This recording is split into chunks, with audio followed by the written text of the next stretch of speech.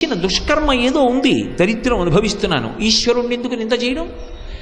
ఈ జన్మలోనైనా కనీసం మంచి పనులు చేసి భిక్షాటన చేసైనా శరీరాన్ని నిలబెట్టుకుంటాను, భార్యా బిడ్డల్ని పోషిస్తాను, ఆత్మహత్య చేసుకో.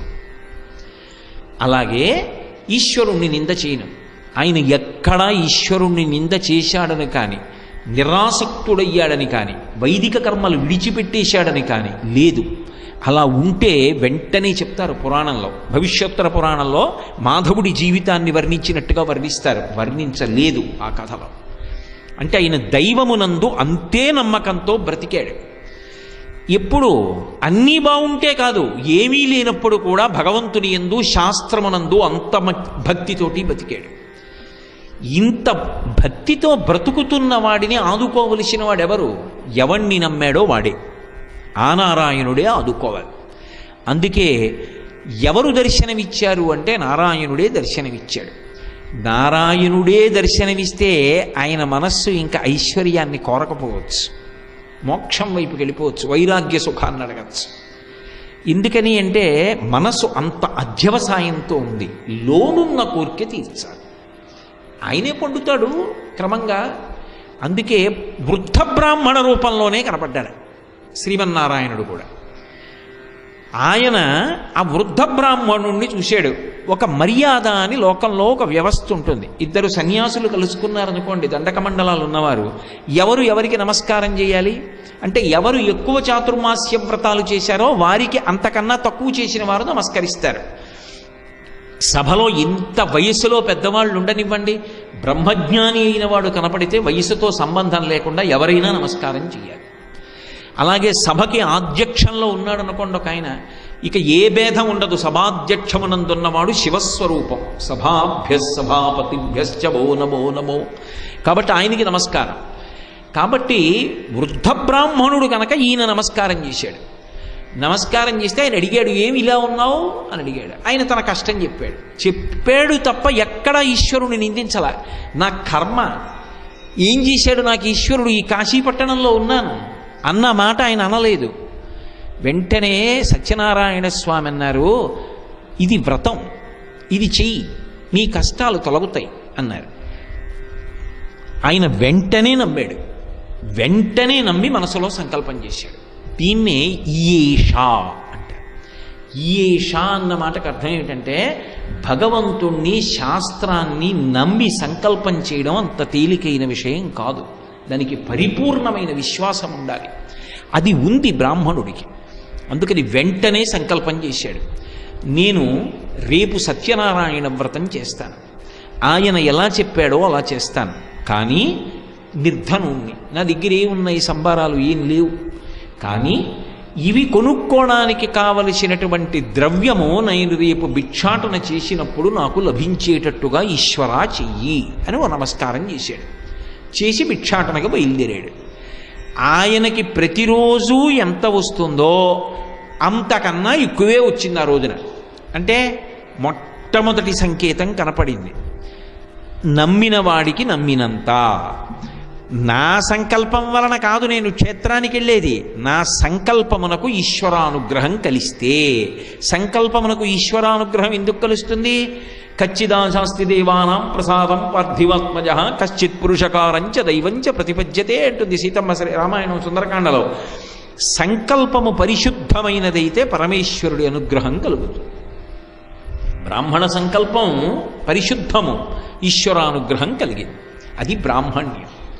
ఇప్పుడు కలిసింది, ఆయన వ్రతం చేశాడు. రాగానే ఇప్పుడు ఎందుకులే వ్రతం, మళ్ళీ 10 రోజులు పోయిన తర్వాత ఇంకా కొంత వచ్చిన తర్వాత ఇంకా బాగా చేసుకుంటాను అనలేదు. ఆ రోజు ఎంత వచ్చిందో అది అధికమన్నాడు. ఎంత వచ్చింది, రోజు ఎంత వస్తుంది, ఆ రోజు ఎంత వచ్చింది, ఆ లెక్కలేం లేవు, ఉండవు బ్రాహ్మణుడి విషయంలో. ఎందుకో తెలుసా, ఎందుకుండవో తెలుసా అంటే, ఆ రోజు తనకి ఏది దొరికిందో అది రోజు దొరికిన దానికన్నా ఎక్కువ అని సంతోషపడగలిగినటువంటి మనస్తత్వమే ఆయన ఐశ్వర్యం. సంతోషోహి ద్విజన్మనాం, అది బ్రాహ్మణ్యం అంటే. కాబట్టి ఆయన వ్రతం చేసేశాడంతే. ఏది ఉందో దానితో చెయ్యి, మట్టి పిడతతో చెయ్యి వద్దన్నాడు ఆయన. శాస్త్రం ఆయనకి తెలుసు, కాబట్టి దాని ప్రకారం పరమభక్తి శ్రద్ధలతో వ్రతం చేసుకున్నాడు. ఏదో వాళ్ళని అడిగాడు, 4 పువ్వులు తెచ్చుకున్నాడు. అంతేగాని ఉదయం కాసేపు వ్యాయామం కోసం నడవడానికి ఎడుతున్నాడని జేబులో ప్లాస్టిక్ కవర్ ఎట్టుకుని కర్రట్టుకుని వాడు నిద్రలేవకముందు వాడింట్లో కొమ్మ వీడుంచేసి వీడి ఆ పువ్వులన్నీ పట్టుకొచ్చి దొంగ పూలతో పూజ చేస్తే ఈశ్వరుడు సంతోషిస్తాడా? నిద్రలేచి వాడు ఏడవడు, చెట్టు పెంచుకున్నవాడు. అదే ఆ పువ్వులు తెచ్చుకునే విధానం. భక్తితో ఒక్క పువ్వు పట్రా, వాళ్ళ ఇంట్లో అడిగి 4 తులసి దళాలు తెచ్చుకోచాలు. అవి కూడా లేకపోతే ఓ అక్షత వెయ్యి. ఏవో ఒకటి పట్టుకొస్తే తప్ప నేను ఒప్పుకోనని ఎందుకంటాడండి? ఇవన్నీ ఆయనవి, కొత్తగా నీ సృష్టించినవే ఉన్నాయి కనుక. ఆయనకి కావలసింది భక్తి.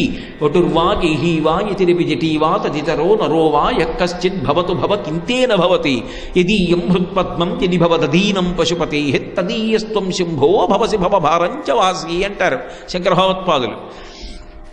భక్తితో చేశాడు, పరమ సంతోషం. ఆ వ్రత ప్రసాదాన్ని తీసుకున్నాడు. అదే సమయానికి ప్రదోషం వేళ కథ చేస్తున్నాడు, మరి ఉపవాసం ఉండి ఇంట్లో చేస్తున్నాడు కదూ. అటుగా ఒక కట్టెలు ప్రతిరోజు అరణ్యానికి వెళ్ళి కొట్టి తెచ్చి వీధులలో అమ్మేటటువంటి పరమనిర్ధనుడై దరిద్రం అనుభవించి కష్టపడుతున్నటువంటి ఒక వ్యక్తి అక్కడికి వచ్చాడు. బ్రాహ్మణ గృహం కదూ. ఆ కథ చమత్కారం గమనించాలి. మీరెవరండి?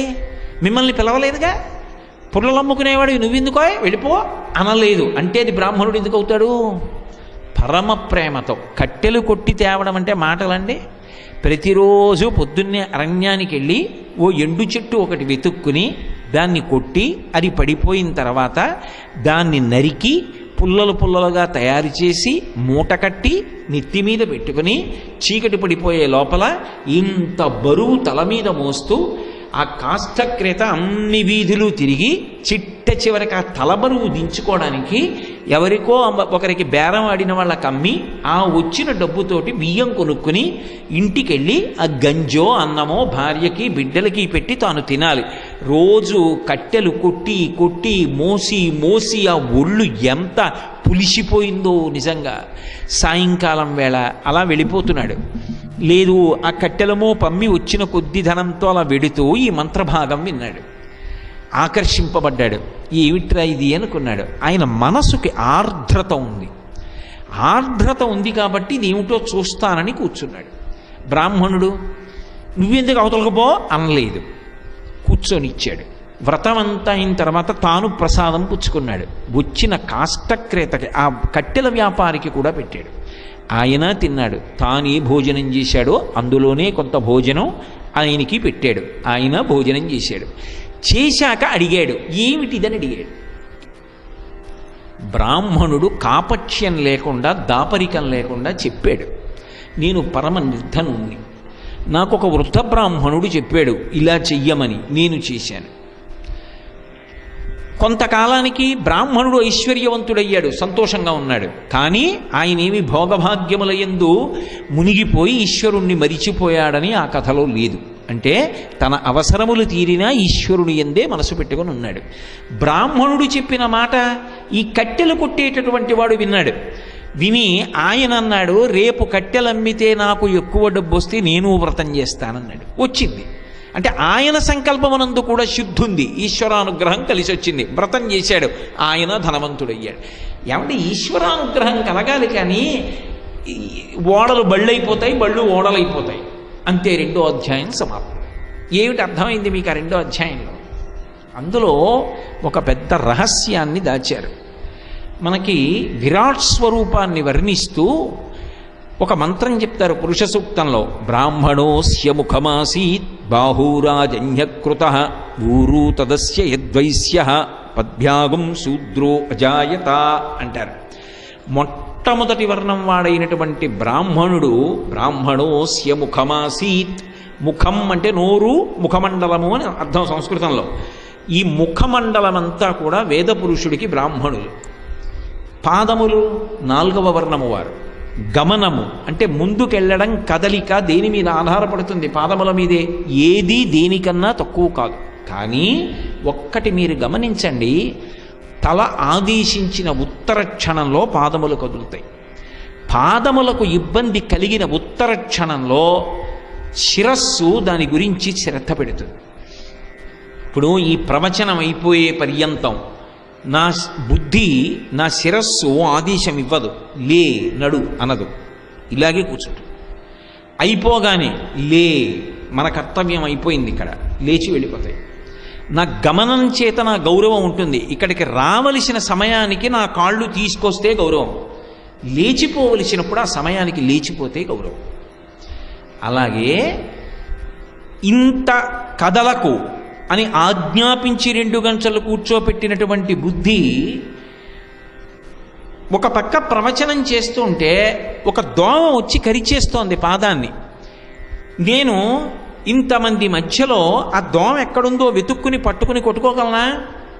పట్టుకోలేను. ఎందుకని అంటే నేను చెప్తున్నటువంటి విషయం మీద శ్రద్ధ పెట్టాలి. కానీ పాదం ఫిర్యాదు చేస్తూ ఉంటుంది తలకి, నన్ను ఒక దోమ కరిచేస్తోంది, చాలా బాధపడిపోతున్నాను, నెత్తురు పీల్చేస్తోందని. ఈ ప్రవచనం చేస్తూనే వెంటనే శిరస్సు అంటుంది, ఓ పాదమా బెంగ పెట్టుకోకు, ఓ కుడి పాదమా నువ్వు లే, ఎడమ పాదానికి యువతల వైపు చీలమండ దగ్గర దోమ కరుస్తోందిట, నువ్వు కదిలి సభంతటికి కూడా అసహ్యంగా ఉండకుండా ఏదో ఒబ్బిడిగా పాదం కదిపినట్టుగా కదిపి పంచ అంచు వెనక నుంచి బొటనవేలుతో చీలమండ మీద రుద్ది దోమ పోయేటట్టు దురద పోయేటట్టు ఒక్కసారి గోకో అంటుంది. మీకు తెలియదు, నా పాదాలని శిరస్సు రక్షిస్తుంది తప్ప నేను ప్రవచనంలో ఉన్నాను, నువ్వు దోమ కొరిస్తే నాకెందుకు అంటుందా? అనదు. తల చెప్పింది పాదం చేస్తుంది, పాదం బాధ తల పట్టించుకుంటుంది. నీ గురించి నేను పట్టించుకునేటేమిటి, కిందనున్న దానివి అని అనదు తల. లోకం కష్టం తన కష్టంగా భావిస్తాడు బ్రాహ్మణుడు. బ్రాహ్మణుడు ఏ మార్గంలో వెడుతున్నాడో సమాజం ఆ మార్గంలో వెళ్ళిపోతుంది. అందుకే ప్రమాణములలో ధర్మానికి ఒక ప్రమాణం ఏది అంటే శిష్టాచారం. పెద్దలైన వారు ఎలా ప్రవర్తిస్తారో అలాగే ప్రవర్తిస్తుంది సమాజం. కాబట్టి బ్రాహ్మణుడు చేశాడు, కట్టెలు కొట్టేవాడు చేసేశాడు. కాబట్టి సమాజము పరిపుష్టముగా ఉండాలి అంటే అందరినీ అక్కున చేర్చుకొని సలహా చెప్పగలిగిన ఉదార బుద్ధి కలిగిన వాడై ఎవరుంటాడు అంటే బ్రాహ్మణుడు ఉంటాడు. అలా సమాజాన్ని ఆదుకుంటాడు అన్నది ఆ కథకి అంతరార్థం. అలా ఉన్ననాడు ఇద్దరి మధ్య చక్కటి సమన్వయం ఉంటుంది, అలా నడుస్తుంది సమాజం. తల చెప్పినట్టు కాళ్ళు నడుస్తున్నాయి, శరీరం అంతా నడిచేసిందంతే, ఇంకా గమ్యాన్ని చేరిపోతారు. గమ్యం చేరడానికి ఈ 2 అటువంటి సమన్వయంతో ఉండాలి. ముందు నమ్మకం ఎవరికి ఉండాలి అంటే బ్రాహ్మణుడికి ఉండాలి. తనకే నమ్మకం లేదనుకోండి, తాను చెప్తున్న మాట మీద తనకి నమ్మకం లేకపోతే అది ఫలించదు. మీకు నేను ఒక ఉదాహరణ చెప్తాను. రామచంద్రమూర్తి యుద్ధం చేస్తున్నారు, ఎందరో దేవతలు వచ్చి చూస్తున్నారు. తతో యుద్ధ పరిశ్రాంతం సమరే చింతయా స్థితం రావణంచాగ్రతో దృష్ట్వా యుద్ధాయ సముపస్థితం ఉపాగమ్య బ్రవీద్రామ అగస్త్యో భగవాన్ ఋషి. అందరితో పాటు అగస్త్యుడు వచ్చాడు. చూశాడు, అయ్యో రాముడు బడలిపోతున్నాడే, గబగబా దిగొచ్చాడు. రామ రామ మహాబాహో శృణు గృహ్యం సనాతనం. ప్రేమ, రామా రామా ఇలారా 2 మాటలు పిలిచాడు. ప్రేమ ఉందనుకోండి, రే నాన్న నాన్న ఇలారా అంటారు నా కొడుకుని, అలా రామా రామా ఇలారా. అగస్త్యో భగవాన్ ఋషి పిలిచి ఆదిత్య హృదయం పుణ్యం, నీకు ఆదిత్య హృదయం అనే మంత్రం ఇస్తున్నాను, జపం చెయ్యి, అపారమైన శక్తి పొంది రావణాసుర సంహారం చేసేస్తాం అన్నాడు. ఇప్పుడే గురుగారు యుద్ధం చేస్తుంటే అనలేదు రాముడు. గురువు శక్తి అటువంటిది. గబగబా వెళ్ళి విన్నాడు, ఉపదేశం పొందాడు. త్రిరాచమ్య శుచిర్భూత్వాధరురాదాయ వీర్యవాన్ రావణం ప్రేక్ష హృష్టాత్మా యుద్ధాయ సముపాగతిం. వెంటనే ధనస్సు పట్టుకుని యుద్ధానికి వచ్చాడు. బ్రహ్మాది దేవతలు నిలబడి చూస్తున్నారు ఏమవుతుంది యుద్ధం అని. రావణుడు మరణించాలి మరణించాలని కోరుకుంటున్నారు వాళ్ళందరూ. అయ్యి బాబోయ్ ఆలస్యం అయిపోతోంది, రాముడు డసిపోతున్నాడని. అగస్త్యుడు అక్కడ లేడు, వెళ్ళిపోయాడు. జగామచ యథాగతం, ఎలా వచ్చాడో అలా వెళ్ళిపోయాడు. మరి ఉపదేశం చేసినవాడు శిష్యుడు జపం చేస్తున్నాడు, లేచి రావణ సంహారం చేయడం చూడాలా? చూడలేదు, వెళ్ళిపోయాడు. ఎందుకు వెళ్ళిపోయాడో తెలుసా? నేను ఆదిత్య హృదయం ఇచ్చిన తర్వాత ఇంకా రావణాసురుడు బతికుంటాడా? నేను ఇచ్చినప్పుడే వాడు చచ్చిపోయాడు, వెళ్ళిపోయాడు. తన చెప్పిన మాట మీద తనకంత నమ్మకం ఉండాలి. తనకే తను చెప్తున్న మాట మీద నమ్మకం లేకపోతే ఇక అవతల వాడికి ఏ గురి కుదురుతుంది? బ్రాహ్మణుడికి ఆ శ్రద్ధ ఉన్నది, ఆ గురి ఉన్నది. అందుకు శంకర భగవత్పాదుడి శ్రద్ధ అన్న మాటకి శాస్త్రస్య గురువాక్యస్య సత్యబుద్ధ్యావధారణ సా శ్రద్ధా కలితా సిద్భి యా వస్తూపలభ్యతే అంటారు. ఆ విశ్వాసం ఉన్నది, చేశాడు, అనుగ్రహింపబడ్డాడు. బ్రాహ్మణుని యందు 4వ వర్ణం వారికి శ్రద్ధ ఉన్నది, ఆయన బ్రాహ్మణుణ్ణి నమ్మాడు, అనుగ్రహింపబడ్డాడు. ఇలా వచ్చింది ఆ అబ్బాయి కథ. కల్పన చెప్తున్నారు నారాయణమూర్తి. అంటే మీరు కూడా అలా ఉండండి. అందరూ అలా చక్కగా ఒక శరీరంలో అంగప్రత్యంగములు ఎలా ఉంటాయో అంత ప్రేమతో కలిసి ఉండండి. ఇది చెప్తున్నారు ఆయన. ఎంత విశాల బుద్ధితో చెప్పిన వ్రతం, ఎంత కారుణ్యంతో, ఎంత దయతో చెప్పినటువంటి వ్రతం, ఎవరికీ అధికార భేదం లేకుండా అందరూ పాటించడానికి యోగ్యతనిచ్చినటువంటి వరం. అందుకే దంపతులుగా కూడా కాదు, ఒక్కళ్ళుగా చేసిన అనుగ్రహింపబడిన వ్రతం. అందుకే కథాంతర్భాగంగానే కష్టం వస్తే భర్త పక్కన లేకుండా వ్రతం చేసేసింది లీలావతి. చూడండి, అక్కడికి 2వ అధ్యాయం పరిసమాప్తి. ఎన్ని మాటలు మీరు ఆ కథ వినండి, అందులోంచి నెగడులో కర్ర పెట్టి తోస్తే నిప్పురవ్వలు ఎలా పైకి రేగుతాయో అలా ఎన్నో కొత్త విషయాలు వస్తాయి. నేను మీకు యథార్థం చెప్తున్నా, గొప్పగా చెప్పట్ల. ఒక్క సత్యనారాయణ వ్రత కథ వేదాంతర్గతమైన విశేషములు అని చెప్తే 3 నెలలు చెప్పినా సరిపోదు. నేను విహంగ వీక్షణంగా చెప్తున్నానంతే. అన్ని రహస్యాలు చొప్పించారు ఆ కథల్లోకి. అందుకు వినండి వినండి వినండి అని మళ్ళీ మళ్ళీ మళ్ళీ మళ్ళీ చెప్తారు ఆ కథ. ఎన్ని మాటలు విన్నా కొత్త విషయాలు ప్రచోదనమవుతాయి. ఓ, ఇలా బ్రతకాలని అర్థం అవుతుంది. ఇక 3వ కథ దగ్గరికి వచ్చేటప్పటికీ తుంగధ్వజుడు అనే ఉల్కాముఖుడు అనేటటువంటి రాజు, ఆయన భద్రశీల అనబడేటటువంటి నది. నేను మీతో మనవి చేశా కదా, కొన్ని పేర్లు చెప్తారు, కొన్ని పేర్లు చెప్పరు. ఆ చెప్పడం చెప్పకపోవడంలో కూడా విశేషం. ఉల్కాముఖుడు, ఉల్కా అంటే కాంతిపుంజం, అంత కాంతిపుంజము వంటి ముఖము కలిగినటువంటి వాడు. ఏమిటి దాని అర్థం అంటే క్షాత్ర ధర్మం ఎరిగిన ఉండడమే ఆయన యొక్క కాంతికి కారణమై ఉన్నది. ఏమిటి ఆ క్షాత్రధర్మం అంటే ఒక క్షత్రియుడికి మొట్టమొదట ఉండవలసిన నమ్మకం దేని మీద అంటే శాస్త్రం మీదే. అందుకే చూడండి, రామరాజ్యం అంటూ ఉంటారు. రామరాజ్యం అంటే రాముడు వచ్చి పరిపాలిస్తేనే రామరాజ్యం అవుతుందండి అని నేను అన్నాను అనుకోండి, మళ్ళీ రామావతారం వస్తే తప్ప రామరాజ్యం రాదు.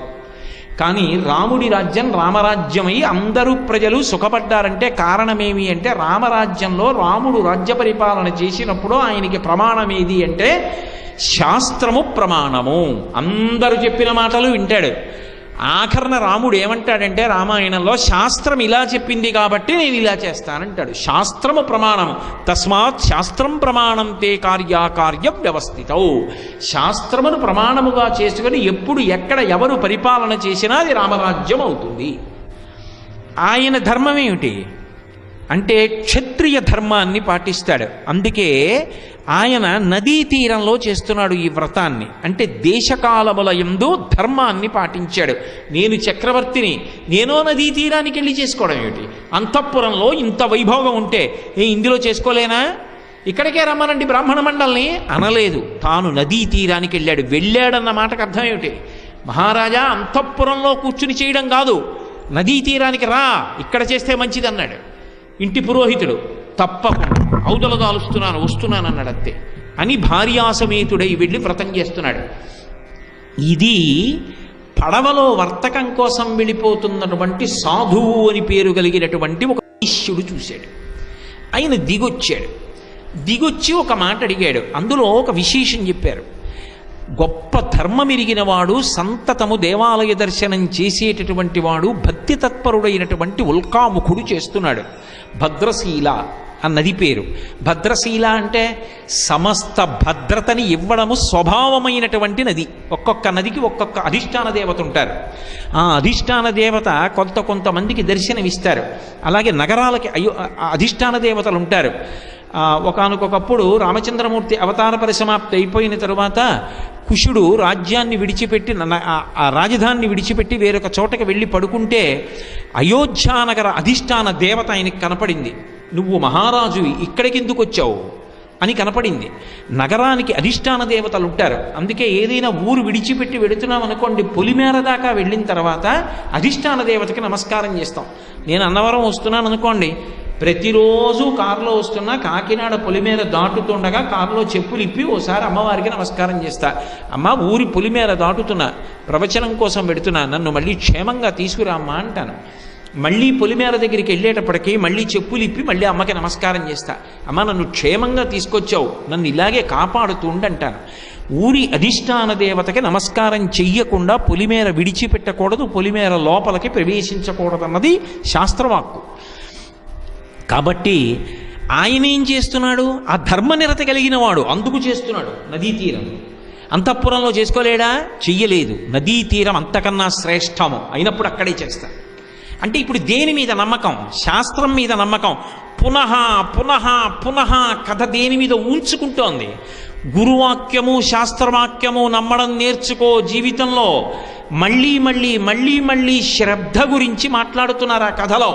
తప్ప నీ ఇష్టం వచ్చినట్టు ప్రవర్తించవద్దు, నేను ఇలాగే చేస్తానని చెయ్యవద్దు. ప్యాంటు చొక్కాతో చెయ్యకు, చక్కగా పంచకట్టుకో, చొక్కా తీ, బనీన్ తీ, ఉత్తరీయం వేసుకో.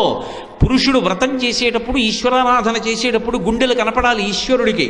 అలా కూర్చుని చెయ్యి తప్ప అలా చెయ్యవద్దు, అది దోషభూయిష్టం. ఎందుకు అలా చేస్తావు? అది తీసేయడంలో నీకు అభ్యున్నత ఉన్నది. అది నిన్ను కాపాడుతుందా? కాపాడదు. ఎలా శాస్త్రము పలికిందో అలా చేసిన నాడు నీకు అభ్యున్నతి కలుగుతుంది. శ్రద్ధ అన్న మాట మీద ఊంచుకుంటోంది కథ అన్నది మీరు గమనించాలి అక్కడ. అది కేవల కథ కాదు, వేదాంతర్గతమైన ఎన్నో విషయములకు ఆటపట్టు సత్యనారాయణ స్వామి వారి వ్రత కథ. కాబట్టి ఇప్పుడు ఆయన భద్రశీలా నదీ తీరంలో చేస్తున్నాడు. ఈ సాధు వచ్చాడు. ఎందుకు చేస్తున్నావు అని అడిగాడు. అంటే ఆయన కామ్యంగా చేస్తాడు. ఏది చేసినా అంటే నాకు ఈ కోరిక తీరుతుందా అంటే కించిత్ వ్యాపార ధోరణి ఉంది. అయితే ఒక కోరిక తీరాలని భగవంతుడి దగ్గర అనుష్ఠానం చెయ్యొచ్చా? నాకేదో కోరిక అంటే నేను అమెరికా అధ్యక్షుడిని అవ్వాలంటే పేరాశ, అసలు ఉండకూడని కోరిక. నాకు మనవడు పుట్టాలనో కోరిక ఉంది, నా కొడుకు పుట్టాలని. తప్ప నా వంశం నిలబడాలని నేను కోరుకోకూడదా? అది అవసరం, ఉండాలి తప్ప అలా లేకుండా ఉండకూడదు. అప్పుడు దాన్ని అవసరం అంటారు తప్ప కోరికే అనరు. దాన్ని భగవంతుడికి చెప్పవచ్చు, తప్పు లేదు. నేను చెప్పడం ఏమిటి? ఈశ్వరుడు ఒప్పుకున్నాడు. ఆర్తో జిజ్ఞాసురర్థార్థీ జ్ఞానీచ భరతర్షభ, ఈ నలుగురు నా దగ్గరికే వస్తారా అని చెప్పాడు. ఆర్తి కలిగిన వాడు జిజ్ఞాసువు, డబ్బు కావాలనుకున్నవాడు, జ్ఞానము కావాలనుకున్నవాడు నన్ను ఆశ్రయిస్తాడన్నాడు. ఒక అవసరం తీరకపోతే ఎవరికి చెప్పుకుంటామండి? పరమేశ్వరుడికి చెప్పకపోతే ఆయనకే చెప్పాలి. అది తప్పేం కాదు. కానీ అన్ని వేళలా దాని ఒక్కదాని కోసమే వెళ్ళకూడదు. భక్తితో సంతోషంతో కూడా వెళ్ళాలి. నాన్నగారి దగ్గరికి వెళ్ళి అవసరాలు చెప్పచ్చు, కానీ ఏ అవసరం లేకపోయినా నాన్నగారికి ప్రేమతో కాళ్ళు ఒత్తడానికి కూడా ఒక్క రాత్రైనా కూర్చోవాలిగా. అవసరం ఉంటేనే నాన్నగారి దగ్గరికి వెడతావా? అవసరం లేకపోయినా నాన్నగారి కాళ్ళు పట్టుకోవాలి కదా. దాని తాత్పర్యాన్ని అలా తీసుకోవాలి. కాబట్టి అప్పుడు అది భక్తి, పండిన భక్తి అవుతుంది. అప్పుడు అసలు మనం అడగక్కర్లేదు. ఏరా అని తండ్రి అడిగిస్తాడు. అది బాగా పరిణితి చెందుతున్నటువంటి భక్తి. కాబట్టి ఇప్పుడు ఆయన అన్నాడు, నాకు సంతానం కావాలి, అందుకు వ్రతం చేస్తున్నాను. అంటే నాకు సంతానం కలిగితే చేస్తానం లేదు, నాకు సంతానం కలిగి తీరుతుంది ఈ వ్రతం చేశాక. ఈశ్వరానుగ్రహం కలిగాక ఎందుకు కలగదు నాకు పుత్ర సంతానం? కాబట్టి ఏదో పుత్ర సంతానం కలగడం కాదు, వంశోద్ధారకుడు, మంచి క్షాత్రధర్మం ఉన్నవాడు, వంశమును తరింప చేయగలిగిన వాడు కావాలి. అటువంటి వంశాంకురము ఈశ్వరానుగ్రహము చేత కలుగుతుంది. కాబట్టి ఇప్పుడు ఆయనకి పిల్లలు పుడితే చేస్తానంట లేదు, ఈ వ్రతం చేస్తున్నాను పుడతారన్నాడు. అంటే ఇది పరిపూర్ణ విశ్వాసం. పరిపూర్ణ విశ్వాసంతో వ్రతం చేస్తున్నాడు. విన్నాడు సాధువు. ఆయన వైశ్యుడు. అంటే వైశ్యుడైనంత మాత్రం చేత అందరికీ అటువంటి ఆలోచన వస్తుందని చెప్పడానికి వీలు లేదు. చూడండి, అదే చమత్కారం. ఆయన పేరేమి? సాధువు. సాధువు అంటే ఏమిటి? శాస్త్రము మీద అపారమైన నమ్మకం ఉన్నవాడిని సాధు పురుషుడు అంటారు. అందుకే భాగవతంలో శుద్ధ సాధులందు శురలందు శృతులందు గోవులందు విప్రకోటియందు ధర్మ పదవియందు తవిలి నాయందు వాడెన్నడలుగు నాడే హింస పొందు అంటారు శ్రీ మహావిష్ణువు. సాధువు అంటే శాస్త్రమునందు పరిపూర్ణమైన విశ్వాసం ఉన్నవాడు. ఈ కథలో ఉన్న చమత్కారం ఏమిటో తెలుసా? పేరుని బట్టి అవతలవాడి సమర్థత చెప్పడం సాధ్యం కాదు. ఎందుచేత? మరోలా అనుకోకండి. నన్ను చూపించి శాస్త్రి గారండి ఆయన అన్నారు అనుకోండి, నాకు ఏ శాస్త్రము రాదు, నేనే శాస్త్రిని. శాస్త్రి అంటే శాస్త్రం ఎరిగినవాడు శాస్త్రి. నన్ను చూపించి ఈయన శాస్త్రి గారండి అంటే కోటేశ్వర శాస్త్రి గారండి ఈయన అన్నారు అనుకోండి, ఆ శాస్త్రి అన్న మాట నాకు ఎలా అన్వయం అవుతుంది? నాకేమొచ్చు? శాస్త్రి అన్న మాట నన్ను పిలిచినా ఎవడో శాస్త్రి గారు ఇలా రండి అన్నా కూడా అది నాకు ఎలా అన్వయం అవదో, నా పేరులో శాస్త్రి అని ఉన్నా నేను ఎలా కాలేకపోయానో అలా పేరున్నంత మాత్రాన కూడా ఉంటుందని అనుకోవద్దు. అలా లేదని ఉండదని అనుకోవద్దు. పేరుని బట్టి ఉండదు. దీన్నే బహుశా తరువాతి కాలంలో all the glitters is not gold అన్న ప్రొవెర్బ్ ఇంగ్లీష్లోకి తీసుకొచ్చారేమో. మెరిసేదంతా బంగారం కాదు అని. పేరు సాధువు, లోపల శాస్త్రమునందు విశ్వాసము పూర్ణత్వంతో లేదు. కాబట్టి ఆయన ఏమన్నాడంటే నాకు సంతానము కలిగితే చేస్తానండి. ఆయన సంతానము కలుగుతుంది ఈశ్వరానుగ్రహం కోసం చేస్తున్నాను అంటే ఆయనకి అపనమ్మకం లేదు. కలడందురు దీనుల ఎడ కలడందురు పరమయోగి గణముల పాలిన్ కలడందురు అన్ని దిశలను కలడు కలండనెడువాడు కలడో లేడో కొద్దిగా అనుమానం, అందుకని కలిగితే చేస్తాను. చటుక్కన చేసేస్తే డబ్బు అనవసరంగా ఏమైపోతే ఒక చిన్న అనుమానం లోపల, అంటే పూర్ణ విశ్వాసం కాదు. పేరు సాధువు అయినా చూశాడు ఈశ్వరుడు. అంటే ఈయన ఈ మాట మాత్రం ఎందుకన్నాడు అంటే పెళ్ళి చాలా కాలం అయింది, పిల్లలు లేరు. ఇప్పుడు ఆయన చూశాడు, పోన్లేరా. ఆయన దయామయుడు కదూ, నాలా కఠినంగా కూడా మాట్లాడు కదా ఆయన. అందుకని ఆయన అన్నాడు, పోన్లే. పాపం మనసులో బాధపడి కదూ, స్వామి బిడ్డ పుడితే నీకు వ్రతం చేస్తానన్నాడు కదూ, సంతానము కలిగితే అన్నాడు కదూ, ఇతను చేసినటువంటి పాపకర్మల వలన ఇతనికి సంతానము కలగకూడదు. నేనేం చెయ్యాలి ఇప్పుడు? కనీసంలో కనీసం బాధపడుతున్నాడు కాబట్టి అపుత్ర పుత్రిణ సంతు పుత్రిణ సంతు పౌత్రిణ. ఒకవేళ కొడుకులు పుట్టవలసినంత పుణ్యం లేకపోతే ఓ కూతురునిద్దాం. ఆ కూతురుకో కొడుకు పుడితే దౌహిత్రుడు వచ్చినట్టు కొడుకు పుట్టినట్టే లెక్క. కాబట్టి అలా అతనికి అనుగ్రహాన్ని ఇచ్చేద్దాం అని చెప్పి మనసులో సంకల్పం చేసి దయాళువై ఒక మంచి కూతురిని ఇచ్చాడు. ఇంకా కొడుకు పుడితే ఒక వంశాన్ని తరింపజేస్తాడు, కూతురు 2 వంశాలని తరింపజేస్తాడు. కాబట్టి అతన్ని అనుగ్రహించడానికి, అతని పాపాన్ని శమింపచేయడానికి ఆయన సంకల్పానికి అనుగ్రహించేశాడు. నాకు కొడుకు పుడితే అన్నాడా, సంతానం కలిగితే అన్నాడు. సంతానం అంటే కొడుకు అవ్వచ్చు, కూతురు అవ్వచ్చు. స్వామిదా తప్పు, ఈయనదా తప్పు. కాబట్టి కూతురునిచ్చాడు. ఆ కూతురు చంద్రబింబము యొక్క కళలు వృద్ధి పొందుతున్నప్పుడు ఎలా ఉంటుందో అలా ఉంటుంది. కాబట్టి కళావతి అని పేరు పెట్టాడు. భార్యతో ఇంటికి వెళ్ళి చెప్పాడు, నేను ఇలా సంకల్పం చేశానేవో అన్నాడు.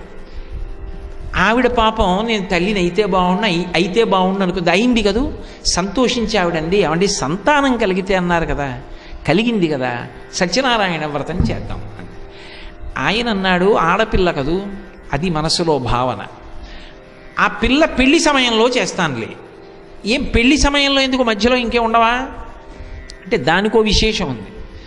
ఆడపిల్ల పెళ్లి చేసేటప్పుడు కన్యాదానానికి పూర్వాంగంగా చాలా వాటిని శాస్త్రం నిర్దేశించింది. అందులో దశదానములు చేసి కన్యాదానం చేయాలి సమర్థత ఉన్నవాడైతే. ఈశ్వర నాకు ఆడపిల్లనిచ్చారు కానీ దశదానములు చెయ్యగలిగినంత శక్తి నాకు ఇవ్వలేదండి మీరు, అందుకని దశదానములకు తుల్యముగా చేస్తున్నానని చెప్పవలసి వస్తే గుమ్మడి పండు మీద గంధపు చెక్కెడతారు. 200 ఎకరాల పొలం ఉండి గుమ్మడి పండు మీద గంధపు చెక్కెట్టకూడదు, దశదానాలు చెయ్యాలి. వెళ్ళాలి ఆడపిల్ల కన్నా ముందు. కాబట్టి అప్పుడు కొన్నిటిని కలిపితే విశేష ఫలితం వస్తుంది. అందుకని అప్పుడు చేస్తాను వ్రతం. పాపం ఆవిడ ప్రేమతో అర్థం చేసుకుంది, అందుకే ఇంకొక మాట ఆవిడ మాట్లాడాల.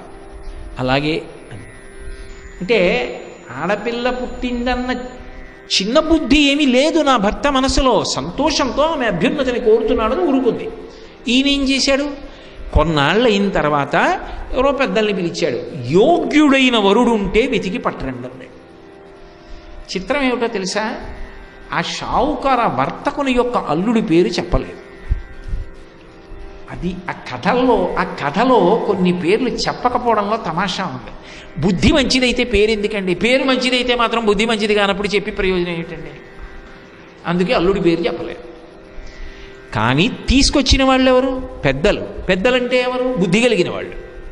వాళ్ళు ఎవరిని తీసుకొస్తారు, బుద్ధి ఉన్నవాడినే తీసుకొచ్చారు. బుద్ధి ఉన్నవాడిని తీసుకొచ్చారని మీకు ఎలా తెలుసుకోటేసరారంటారేమో.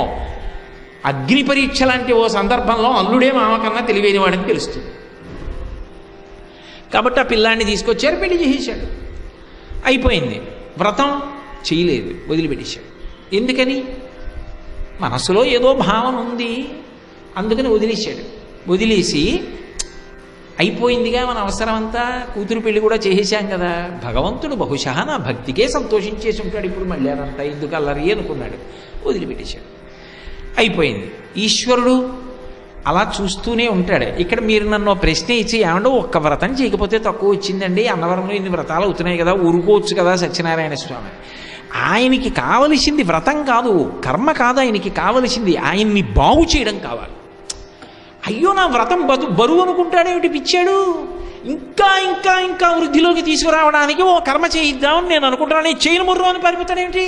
అది ఆయన దయ తప్ప పాడు చేయడం ఆయన ఉద్దేశ్యం కానే కాదు. అందుకు చూస్తున్నాడు, చూడరా వీడి తమాషా, ఇన్నిచ్చాను నా వ్రతం బరువు అయింది, అది చేస్తే ఇంకెన్నిద్దునో వీడికి ఈ బుద్ధి కుదరట్లేదురా ఎలా అని చూస్తున్నాడు.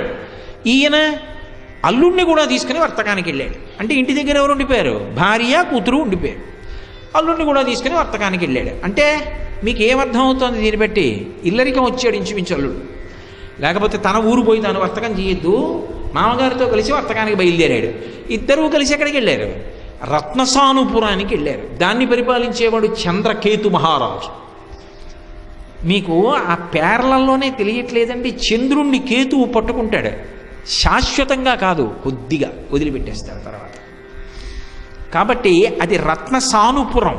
అంటే బాగా పదును పెడితేనే రత్నానికి శోభ. ఇప్పుడు పదును ఎక్కిస్తారు సాధువుని, నిజమైన సాధువుని చేస్తాడు ఈశ్వరుడు. ఎక్కడికెడితే జరుగుతుందో అక్కడికి వెళ్ళాడు. కాబట్టి తాత్కాలికంగా గ్రహణం పడుతుంది, కానీ వదిలిపెట్టేస్తుంది, బింబం ప్రకాశిస్తుంది, బెంగ పెట్టుకోకు. పేర్లలో ఎంత సంకేతం అండి. వెళ్ళాడు, వర్తకం చేద్దాం అనుకున్నాడు, నదిని దాటాడు, ఆవతల ఊర్లో దిగాడు, ఇంకా మొదలు పెట్టలేదు. ఈలోగా ఆ రోజు రాత్రి మహారాజు గారి కోటలో దొంగలు పడ్డారు. ఆ దొంగలు ధనాన్నంతటినీ తీసుకుని పారిపోతుంటే రక్షక భటులు వెంటబడ్డారు. ఆ పారిపోతున్న దొంగలు చేతిలో మూటలు ఉంటే పట్టుకుంటారని ఊరు చివరికి వెళ్ళి పడవలోంచి ద్రవ్యాలన్నీ దింపుకుని అక్కడ పడుకున్నటువంటి ఈ మామ అల్లుళ్ళ యొక్క సంబారాల మధ్యలో ఈ ధనపు మూటలు బారేసి వాళ్ళు పారిపోయారు. వాళ్ళు రాగానే ముందు ధనం కనబడింది. ఎవర్రా ఇక్కడ అన్నారు, వీళ్ళిద్దరు కనబడ్డారు, విదేశస్తులు కదా, కాబట్టి మాట యాస ఉంటుంది, నదీ తీరంలో ఉన్నారు, పడవ ఉంది, సంబారాలు ఉన్నాయి, కాబట్టి ఇదంతా కూడా దొంగ సొత్తు అయి ఉంటుంది, ఇలాగే ఎత్తుకొచ్చి ఉంటారు ఎక్కడి నుంచో. ఇదిగో మనం ఒక్క 10 నిమిషాలు ఆలస్యం అయితే పట్టుకుపోతారు అనమాట, నది దాటే ఎదురు చీకట్లో. వెంటనే పట్టుకున్నారు, రాజుగారి దగ్గరికి తీసుకొచ్చారు. సాక్ష్యం వాళ్ళ దగ్గర దొరికింది కదా, వీళ్ళని కారాగారంలో పారైందంట, అందులో పడేశారు. ఉన్న పడవ పోయింది, ధనం పోయింది, వ్యాపారం పోయింది, అల్లుడికి కొత్త కాపరం పోయింది, అన్నీ పోయాయి. తన కళ్ళ ముందు అల్లుడు కారాగారంలో ఉంటే అల్లుడు కాదు ఎదురుగుండా కనపడుతున్నవాడు కూతురు కనపడుతోంది ఆయనకి. అది అసలు రహస్యం. ఊరే ఊరే ఊరే దాని సుఖాన్ని నేను కదరా చేతులారా పాడు చేసేసాను, వచ్చిన వాడిని నేను ఒక్కడిని వచ్చినా పోయేది, ఇతన్ని తీసుకొచ్చాను అనవసరంగా. పాపం ఇప్పుడు పిల్లంత ఏడుస్తోందో, మా ఆవిడెంత ఏడుస్తోందో. ఈ అల్లుడు నన్నెందుకు తీసుకొచ్చావా బాబు నువ్వు, నా మానాన్ని నేను ఎక్కడికో పోదును కదా అని అన్నాడని కథలో లేదు. అది ఆయన పెద్దరికం. పిల్లవాడు కానీ మామను నిందించలేదు. మామగారు కాలం కలిసి వస్తుందన్నాడు, కారాగారంలో ఉన్నాడన్నది అంతరార్థం. అన్నీ చెప్పక్కర్లా, మీరు శీలవైభవాన్ని కథా గమనాన్ని బట్టి గమనించాలి రామాయణంలాగా. కానీ అక్కడ ఊళ్ళో ఉండిపోయినటువంటి వైశ్యుడి భార్య, వైశ్యుడి కూతురు అష్టకష్టాలు పడుతున్నారు, దొంగలు పడ్డారు, ఐశ్వర్యమంతా పోయింది, వాళ్ళు ఎంతో బాధపడుతున్నారు. ఆ వైశ్యుడి యొక్క భార్య రోగములు రుష్టుల చేత బాధపడుతోంది. ఆ పిల్ల 10 ఇళ్లలో పనిచేసి ద్రవ్యాన్ని తీసుకొస్తోంది. ఒకరోజు రాత్రి కొంచెం ఆలస్యంగా వచ్చింది. ఏమమ్మా తల్లి అన్న తర్వాత మరి సంస్కారం కదా, ఏమమ్మా భర్త చూస్తే ఎక్కడున్నాడో తెలియదు, తిరిగా రాలేదు, కొత్తగా పెళ్ళయింది, నువ్వా చీకటి పడిన తర్వాత ఆలస్యంగా వచ్చావు, నా మనసు అసలే కుంది ఉంది, నీ నడవడి నన్ను మరింత ఖేద పెడుతోంది, ఎందుకు ఆలస్యమైందని అడిగింది. తల్లి హృదయం గమనించింది కూతురు. ఎంత పవిత్రమైన వాక్కులు చూడండి, ఎక్కడ విలితి ప్రసంగాలు ఉండవు. అంటే మనుష్యుల మనస్సులు మంచివి, కానీ భర్త చేసిన దోషం ఇక్కడ కట్టి కుడుపుతోంది. అంటే ఆ కథ ఏం చెప్తోంది, మా ఆవిడికి పూజలు అలవాటండి, నేను చెయ్యననే అనకు. ఎందుకనంటే పూజ చెయ్యవలసింది భార్య కాదు, ముందు నువ్వు. ధర్మపత్ని సమేతస్య అనుంది, కానీ కల్పంలో ధర్మపతి సమేతస్య అని లేదు. అంటే నువ్వు పూజ చేస్తే నీ కుటుంబానికి శ్రీరామ రక్ష, నువ్వు తప్పు చేస్తే నీ కుటుంబానికి శిక్ష. ఆయన తప్పు చేశాడు, వీళ్ళు బాధపడుతున్నారు. కానీ పాపం ఆవిడ సంస్కారం పోలేదు. ఒక యజమాని గృహస్థాశ్రమంలో ఎలా బ్రతకాలో చెప్పకుండా చెప్తోంది కథ. ఇప్పుడు ఆవిడ అడిగింది, కూతురంది, అమ్మా నేను అలా పని చేసి వస్తూ ఉంటే ఒక బ్రాహ్మణ గృహంలో సత్యనారాయణ వ్రతం జరుగుతోందమ్మా. అది చూసి ఆ కథ విని నా కష్టాలు కూడా పోవాలి, నా భర్త నీ భర్త అంటే నాన్నగారు కనపడాలి అని కోరుకుని ప్రసాదం తెచ్చానమ్మా అంది. తల్లి తింది, తాను తింది. ఆవిడికి గుర్తొచ్చింది, ఓ రేపు సత్యనారాయణ వ్రతం చేద్దాం, మనం వ్రతం చేయలేదు అందుకే ఇన్ని కష్టాలు వచ్చాయి. అంటే ఈశ్వరుడు కష్టాన్ని ఎందుకు ఇచ్చాడంటే, ఈశ్వరుని యందు కృతజ్ఞతా దోషం ఉందనుకోండి కట్టి కుడిపేస్తుంది.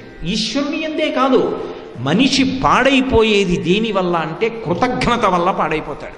అందుకే రామాయణం కిష్కింధకాండలో లక్ష్మణస్వామి మాట అంటాడు, బ్రహ్మగ్నేచ సురాపేచ చోరే భగ్నవ్రతే తదా నిష్కృతిర్విహితా సిద్భి కృతజ్ఞో నాస్తి నిష్కృతి. బ్రహ్మహత్య చేసినవాడు, సురాపానం చేసినటువంటి వాడు, చోరే దొంగతనం చేసినవాడు, భగ్నవ్రతే వ్రతం చేస్తానని నీళ్లు ముట్టుకుని వ్రతం చేయకుండా పీటల మించి లేచిపోయినవాడు, వీళ్ళందరికీ కూడా ప్రాయశ్చిత్తం ఉంది. కానీ చేసిన ఉపకారాన్ని మరిచిపోయి అపకారం చేయడానికి సిద్ధపడినవాడు కానీ, లేదా ప్రత్యుపకారం చేయడానికి సిద్ధపడనివాడు కానీ వాడికి మాత్రం ప్రాయశ్చిత్తం లేదు. కృతజ్ఞనో నాస్తి నిష్కృతి. భయంకర దోషంలో పడిపోయాడు సాధువు. నేను చేసిన ఉపకారం మరిచిపోయాడు, పతనమైపోతాడు. అలా పతనమైపోకుండా నేను ఒక లీల నడుపుతాను. అందుకే లీలయా వితతం విశ్వం ఏన తస్మై నమో నమః. స్వామి లీల చేసి మళ్ళీ మమ్మల్ని రక్షిస్తూ ఉంటావు కాబట్టి నేను ఒక చిన్న లీల చేస్తాను, చేసి వీళ్ళందరినీ శాశ్వతంగా కాపాడతాను. కష్టం ఇస్తే గుర్తొస్తుంది. ఇప్పుడు ఆవిడికి వ్రతం చెయ్యాలని గుర్తొచ్చింది, వెంటనే రేపే చేస్తాను. ఆవిడ ఎప్పుడైతే వ్రతం చేస్తానని సంకల్పం చేసిందో, ఎప్పుడైతే పదార్థములను తెప్పించుకుని వ్రతం చేసిందో పరమేశ్వరుడు ప్రీతి చెందాడు. మీ ఆయన చేయలేదుగా అని అడగలేదు. ఆమె చేసిన దేని కొరకు చేసింది? నా కొరకని చేయదు. ఇది సనాతన ధర్మంలో స్త్రీ యొక్క గొప్పతనం. స్త్రీ పెళ్ళికి ముందు వ్రతాలు చేస్తుంది. దేనికోసం? ఉత్తముడైన భర్త కోసం. పెళ్ళైన తర్వాత వ్రతాలు చేస్తుంది. ఎవరి కోసం? భర్త ఆయుర్దాయం కోసం, భర్త అభ్యున్నతి కోసం, తన అత్తవారింటి సుఖం కోసం, తన పుట్టింటి సుఖం కోసం. మరి తన సుఖం వేరుగా లేదు, వాళ్ళ సుఖం తన సుఖం. ఇది స్త్రీ యొక్క ఔదార్యం. అందుకే నెలకి 3 వానల్లో ఒక వాన స్త్రీ వలన పడతాయి. అంత గొప్పగా కీర్తించింది వేదం స్త్రీని. ఉపనయనం పురుషుడికి పెట్టారు, ఎందుకనంటే వాడు ప్రయత్నపూర్వకంగా గాయత్రి చేయరా అంటే తప్ప వెళ్ళి కూర్చోడు. ఆడదానికి ఉపనయనం పెట్టాల. ఎందుకు పెట్టలేదో తెలుసా? పెట్టకపోయినా పిల్ల తెల్లవారు లేచి అమ్మకి సాయం చేస్తుంది, కళాపి చల్లుతుంది, ఊడుస్తుంది, ముగ్గు పెడుతుంది, నాన్నగారికి పువ్వులు కోస్తుంది, పూజకు అక్కడ పెడుతుంది, మడిబట్ట ముందు రోజు ఆరేస్తుంది, నాన్నగారండి పేటేశానండి అంటుంది. ఇవన్నీ చేయడం గాయత్రి కాదా? అందుకని అక్కర్లేదు ఉపనయనం. అంత మర్యాదనిచ్చారు. అయినప్పుడు ఇప్పుడు ఆమె భర్త సుఖాన్ని కోరుతోంది, కూతురు సుఖాన్ని కోరుతోంది. మీ ఆయన చేయలేదు నేను ఇవ్వాలంటే ఎలా?